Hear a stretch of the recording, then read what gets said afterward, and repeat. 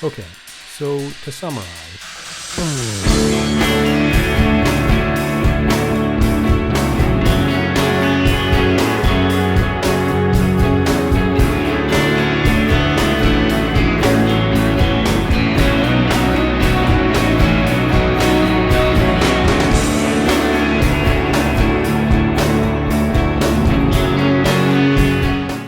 hey everybody, welcome back to another episode of Ben's MicroVision podcast, a podcast for entertainment and general information purposes only, not a financial advice podcast.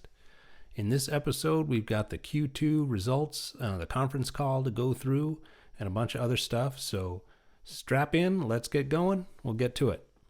All right, welcome to episode 11, the Q2 2025 review.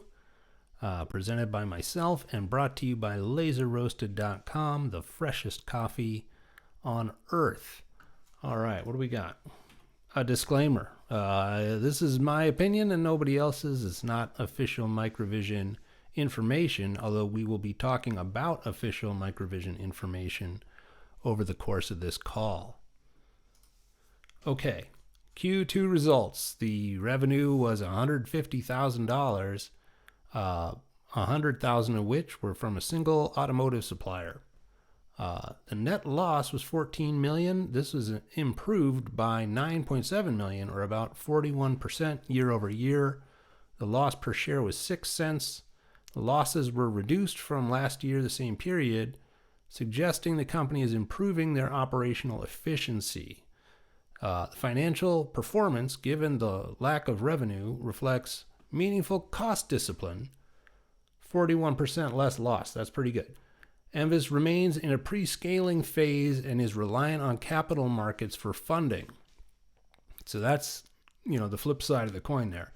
However, the runway for the company is extended into 2027 due to the capital raises that took place over the course of the quarter. Okay, Sumit Sharma took a moment at the beginning of the call to remind investors of the MicroVision vision and mission, which was very welcome. The company vision is to accelerate the global adoption of autonomous technologies across all segments. The mission is to partner and develop the most advanced LiDAR sensors integrated with edge perception software for the automotive segment, enable the industrial segment with advanced robotics software and our LiDARs, and empower the military segment with autonomous software with multi-mode sensor integration. Wow, software first. In the 10Q, there was an updated company description, and the company description now reads that MicroVision focuses on proprietary products, combining deterministic AI at the edge, perception and application software, and diverse LiDAR sensor platforms. So AI is the first thing, then software, then hardware. So an evolution of the company's positioning that reflects some of the ideas that I was sharing a few weeks back. So this is pretty cool. Okay, Automotive. Glenn is the CTO of the company. It sounds from the call like he's also acting as a product manager for the automotive product and their segment that they're targeting. Why do I say that? Because Glenn was introduced as planning to unveil a new LiDAR architecture offering from MicroVision at the IAA Munich show on September 9th. So this is cool. They have an idea, I think, that what it's going to be is some combination of the MOVIA S with the Maven that somehow solves the problem of a full cocoon of sensing around the car at the minimum cost point possible. Now, I don't know what it's going to be, and we don't have too long to wait because it's going to be 1 month from today that the new LiDAR system offering is introduced, and we'll get a sense for what that's going to look like. The automotive talk track was that engagement with global OEMs is increasing, supported by new RFQs and of course this new architecture that I mentioned. MOVIA S and MAVIN LiDARs are shooting for mass market adoption with the widest field of view, small object detection at range, lower power, and cost efficiency via silicon scaling. Back in my episode about Ford, we talked about how MVIS's approach to time-of-flight LiDAR is inherently simpler and more scalable from a cost standpoint and manufacturability than alternative offerings such as frequency modulated continuous wave. Strategy focuses on winning long lead 2028 programs to secure scalable recurring revenue with their tech also leveraged for industrial and defense. So the nice thing about MicroVision is when they invest in a capability both on hardware and software side, it's not necessarily too specific for one vertical. Now it might be on the defense side, and we're going to talk about that, but in the automotive side, everything that they produce to support autonomous systems can be reused in industrial and defense. So it's a nice thing. Okay, the company is declaring that they expect the first sales impact in the second half of this year and continuing into next year. So when that might be, we don't know, but there's only 4 months left in the year, I guess 4.5. The channel strategy insight was that breaking into the entrenched safety sensor market, such as Ouster is running, requires channel development as much as product development. So they're going to need a larger sales force. So I think Sumit is preparing folks for the expectation that the number of employees is probably going to have to increase, or some form of distribution partnerships need to be established in order for the standard safety sensor product to proliferate broadly into the market. The competitive position is that we're differentiated from the incumbents by offering the integrated LiDAR and perception software in a single package. We're targeting these retrofit channels, and we're positioning for recurring safety sensor sales alongside custom automation solutions. So if you've got a particular bit of modification that you need done, they can come in and do that, and then they can sell you the sensor itself till the end of time based on that design. So the approach is deliver retrofit ready high resolution safety sensors and perception software to capture near term revenue. Near term, if they execute this, then there'll be revenue between now and the end of the year, which is 16 weeks, something like that. So shouldn't be too much longer before we see what the fruits of this might be.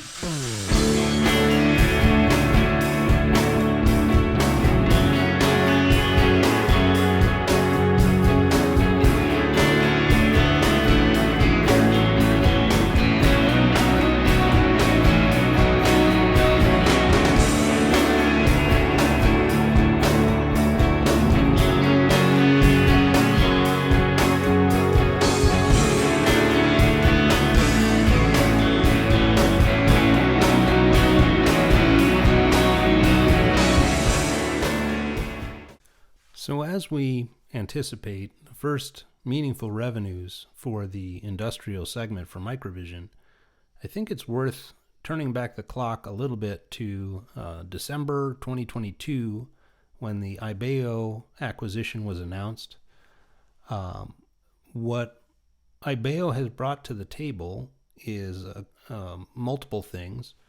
The flash LiDAR sensors, both the MOVIA L and the MOVIA S are designed on IBEO's architecture, as well as the perception software, the foundation of that, came from IBEO. So you've got now 2 new products that are short or shorter range LiDAR sensors that are designed either for long haul trucking or industrial forklifts. And now the smaller version, which is coming in September, which is going to be supportive of automotive and industrial and probably defense, which is this MOVIA S, which is very, very tiny and has a big potential to be a great product for the company. All this came from IBEO. And so what MicroVision has done is they've taken the system that they already had designed, which is of course based on the laser beam scanning and the MEMS mirror. And then they brought the IBEO software and put it into the system with the MEMS mirror. So now you've got the perception, the ability to understand and figure out what's going on inside of a frame of point cloud data. They also have a sensor fusion capability that MicroVision has continued to build on since the acquisition, and that's what lets them integrate camera feeds, radar feeds, and unify it all into a single stream. So MicroVision on its own has tremendous IP and know-how. MicroVision plus IBEO brings an entirely different dimension to the product, which is very advanced capabilities in terms of perception and the foundation of a sensor fusion capability, which is going to be essential for everything that they're going to do so far. So for $15 million, the management was able to acquire these assets that have transformed the company into a full-fledged AI at the edge, software-first business where, and we have LiDAR sensors, right? But first it's the AI and the perception, then it's the software and the differentiation there, and then it's the hardware. So, credit where it's due. If these revenue opportunities start to materialize at the end of this year from this flash LiDAR sensor with embedded perception software, it's we may look back on 2022 and say that was a solid investment because you didn't have to pay very much. You've transformed your own product and roadmap. You've got two entirely new segments to go and attack by virtue of the software capability that you brought on board. So folks should not lose sight of the transformational power of this acquisition and how it's all been integrated into a single roadmap. So, something to think about. Okay, we got some good insight into the defense vertical for MicroVision and what that's going to look like. And what it's going to look like are mission-specific solutions for maritime, airborne, and terrestrial autonomy platforms in GPS and RF-denied environments. So essentially what this means is that they are going to create sensor systems that allow the drones or underwater drones or ground vehicle drones to be able to operate, pilot, navigate, and perform their mission no matter what the connection stream is back to the mothership. So this is edge resolved decisions happening with a MicroVision sensor-based system. The swarming drone demonstrator is coming in the first half, I presume, of H1 2026. This is going to include real-time mapping and inter-drone map sharing for coordinated missions. It's going to include fully autonomous navigation without external communications. It's going to include multi-sensor fusion of LiDAR, vision, and radar with MicroVision perception software and an autonomy stack from the IBEO acquisition. So, an absolutely awesome thing that they're going to produce is every drone has the sensor suite embedded inside or attached to it. It can use the sensor suite to communicate and to share the point cloud and the associated map that it's found. So if you've got a drone swarm, it's distributed over an area. Now the drone all the way on the left side has access to the exact same information that the drone all the way on the right side has. And that's an amazing capability. So they're going to showcase complete autonomy stacks, not just sensors. And in so doing, MicroVision will differentiate itself from other LiDAR companies. You will not see, very likely, a Luminar sensors doing drone swarms for the Department of Defense. So this is a unique value proposition and market segment by itself, which is autonomy capability sets at a very modular level that can address every kind of moving object that includes underwater submarines, it includes unmanned aerial vehicles, it includes these ground vehicles, it includes robots, whatever. At the most granular level, every single one of these things needs this sensing capability, and MicroVision is going to demonstrate that using the most challenging, complicated, difficult thing out of the gate, which is the drone swarm. They're going to work with defense contractors, and they use the term joint ventures, which was interesting, to accelerate the tech adoption. So the plan is to partner with the tier ones in the space and align somehow to go out and create the full finished goods offer, where MicroVision's solution is a module therein. What they build in the defense segment can be transferred into the commercial market, such as logistics and infrastructure inspection. And not all drones are military drones. And there's a lot of commercial drones out there that can use this type of capability of understanding where they are in 3D space and recognizing objects coming and avoiding collisions, all this stuff. So it's pretty good.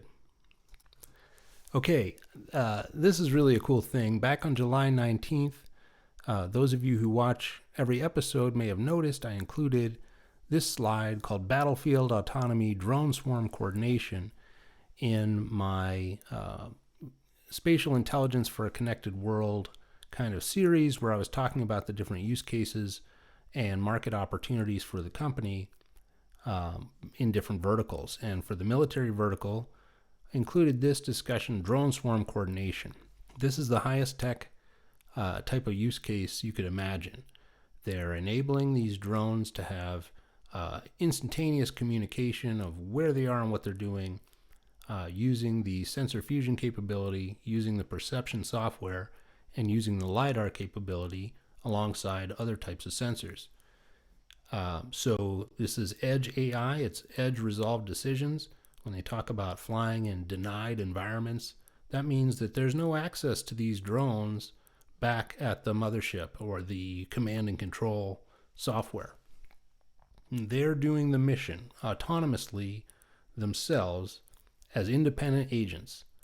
And that's a capability that MicroVision can provide that nobody else can provide. And it's going to be demonstrated in the next 9 months, I guess, on the outside. So sometime between now and 9 months from now, we're going to see a MicroVision branded drone swarm that's going to be able to perform missions that nobody else could support in GPS denied environments. It's the absolute bleeding edge of autonomy and sensor capability. And it's going to have a MicroVision logo on it. So it's phenomenal. Here's something that the Army's Program Executive Office Soldier posted to LinkedIn today. The Soldier Borne Mission Command, SBMC, surrogate systems offer soldiers an unprecedented tool to plan, rehearse, and execute their mission. We're proud to outfit soldiers from 4th ID as they protect the southern border. SBMC Army Strong, we can see you. So here is, let's look at these pictures a little bit. There's the soldier. He's wearing the Soldier Borne Mission Command surrogate system right now. And that surrogate system is IVAS 1.2. IVAS 1.2 is the militarized HoloLens, which includes MicroVision projectors for both eyes. So there is your soldier protecting the southern border, wearing the IVAS 1.2, also known as Soldier Borne Mission Command surrogate system. And he's got his drone that he's just releasing. So you can start to get a sense for the synergy between the drone LiDAR multimodal sensing and the soldier-borne visualization capability, because they are highly synergistic use cases, both of which use MicroVision. Here's another image. There is our soldier protecting the southern border, watching out for threats using his superhuman vision capability that MicroVision delivers to the soldier. So, one way you could look at this is that if the IVAS 1.2 or Soldier-Borne Mission Command surrogate systems were like some kind of total disaster, why would they post such a thing? Right? The Soldier-Borne Mission Command surrogate systems are working, and they're proud to outfit their soldiers with these displays and militarized goggles. So it's pretty good. Okay, so based on the information that we got in the conference call and combined with some other information, we can start to put together this event timeline for how the next 9 months or so may take shape. We know that the Soldier-Borne Mission Command Award is scheduled for August 29th based on the previously published information. Now, we don't know what form that award is going to take or when it might be announced after it was awarded. We don't know anything like that, but we just know that some vendor is going to be awarded a contract to produce Soldier-Borne Mission Command headsets. We don't know who or what or when, other than the award itself is scheduled for the end of August. September has some other exciting things. The MVIS product.